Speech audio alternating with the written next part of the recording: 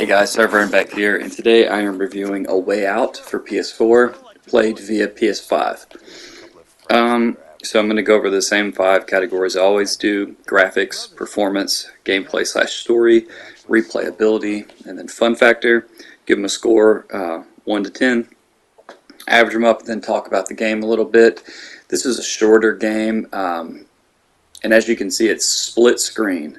So I would say it's 6 hours to 100% the game, which is what me and my buddy did. It's played split screen. It can be played locally, but even if it's played online like we did, it's still split screen. If you purchase the game physically, it comes with a code your buddy can use to not have to purchase the game, so only one person actually needs to purchase the game. I'm not sure about digitally how that works, but me and him happen to both own the game, so it was no big deal. But this is the second time I've beat this game. But I didn't really review games back in the day. But anyway, we'll get right into it. Graphics, I give an 8.5. You can see they're very pretty. It's a good game, especially for a PS4 game. It looks really good. So, I mean, really good. You know, you look at like Spider-Man as being like top tier looking game on the PS4, and this is, you know, not that level, but pretty close. I mean, this is a good looking game, so 8.5. Performance, so the first time I beat this, I believe it was on the PS4, and I don't remember there being any really hiccups, but there were a few different, you know, like visual glitches. Nothing game breaking. The game is completely playable. There's nothing wrong with it, but you will see some visual hiccups, and that could just be because of backwards compatibility, but it works just fine.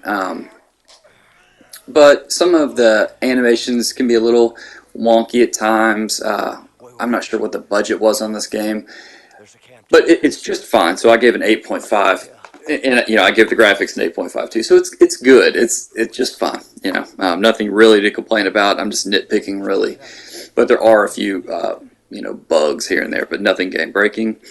Gameplay slash story is the next category, and man, I thought both were great. The story is good and corny, and the gameplay is good and also corny. Like right here, me and my buddy are trying to catch a fish, and I was arguing like, "You're not chasing the fish towards me," and he's like, "You're just not good," whatever. But it's just fun because most things you have to work together, whether it be like lifting heavy objects, or, you know, I won't spoil anything, but you break out of jail, A Way Out, you know, it kind of gives that away, but it's just so much fun. There's different things you have to do together, you know, whether it be somebody looking out, the other person doing an action. So it's just a lot of fun. Really, it's a really good time. So I love the gameplay. Working together with your buddy. This has to be played co-op. This cannot be played single player. So it's very unique in that aspect. There's not many games like this. The same company created It Takes Two, and I think that we're going to play that here pretty soon together.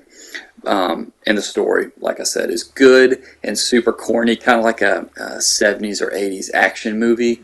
Corny, but it just makes you laugh. So I give it a 9. I thought it was excellent.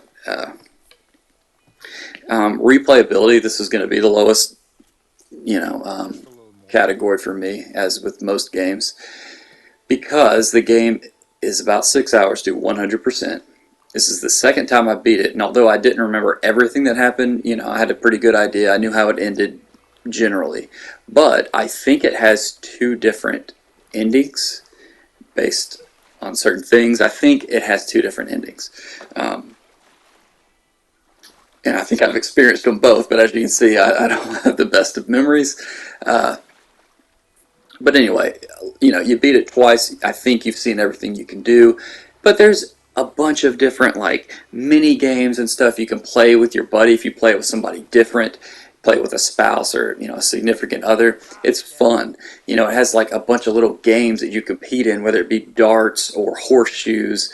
What else do we do? Balancing in a chair. I mean, just cool little interesting things that you can do, and that will add to the replayability. But even with those things, I still only give it a 3. Most people are probably going to play this one time, and it's a great experience. Not a full price game. I want to say I spent like $30 on it, and I think it was even included with PlayStation Plus at one point. But 3. Last category is going to be fun factor.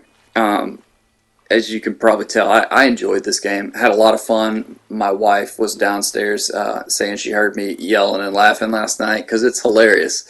This is a fun game to stream and to play with a buddy. It has just corny action sequences, as I think it's going to show a part of one right now. Yeah, like this right here. He's driving. I'm taking down these, cop cars. It's just really dumb and fun. You know, we died a few times. We had a good time with the game. We really did. So fun factor, I give an 8.5. It was fun from the beginning to the end. There were some sections that I thought could have been a little shorter, maybe, but it was awesome. I thought it was a great, fun ride the whole way through. And some notes.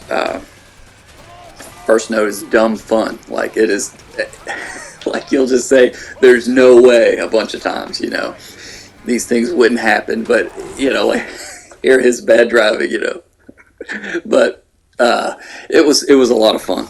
We had a lot of fun with it. I wrote different endings. Like I said, I think there's two that I'm pretty sure there's two.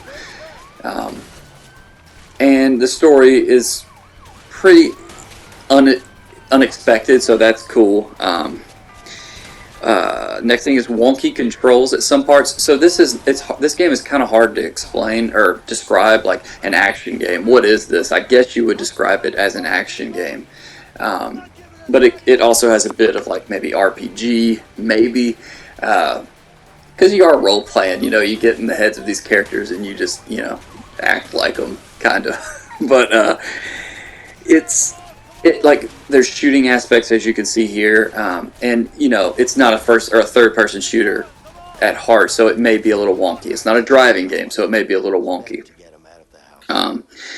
And the last nitpick is the trophies. We platinumed this game, which is cool. One person playing the game, if you both own the game, I should say, you both get platinums for it. The buddy who borrows the code does not get trophies, I'm pretty sure. Trophies are bizarre. You almost have to look up.